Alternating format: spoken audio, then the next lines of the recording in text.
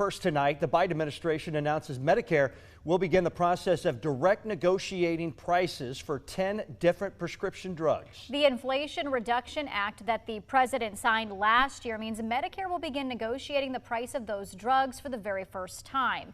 Even with the lower prices, the White House says drug manufacturers will still make a profit, but that's not stopping manufacturers from suing to dismantle the program.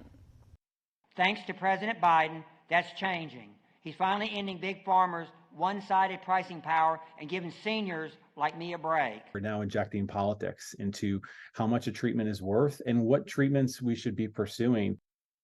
The White House says the new negotiated prices are expected to go into effect in 2026. Meanwhile, data from NBC shows 20% of Medicare Part D spending comes from the 10 drugs that will be part of these negotiations. That's more than $50 billion in spending every year. Supporters of the plan say it will help older Americans afford their medications while also saving more of their retirement.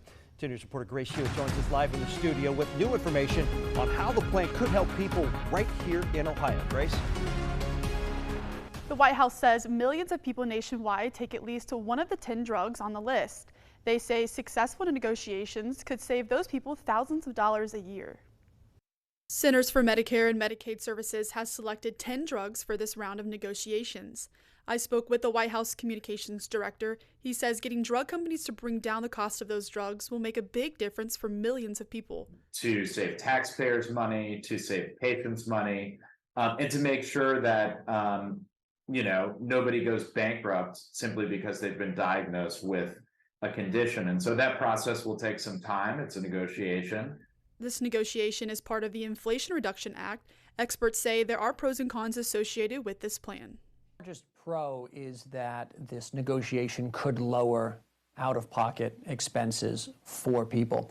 It could also lower potentially premiums that you would pay into Medicare. Now that remains to be seen, but that is a possible pro. But if the plan works to lower cost, it could have unintended consequences. Prices that are not dictated by market demand or market supply anymore. And so that could lead to shortages. That's what we tend to see when we see price fixing in other markets, because the supplier no longer has the incentive to produce the same amount of drugs in this case as they would if they were able to get a higher market price. The White House says this plan could benefit hundreds of thousands of Ohioans.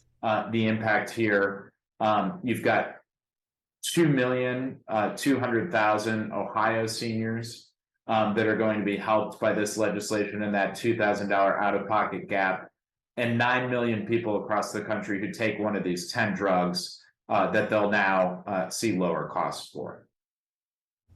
The negotiated prices will go into effect in 2026. Following that, 2027 negotiated prices will go into effect for 15 more drugs and another 15 in 2028. Live in the studio, Grace Hewitt, 2 News.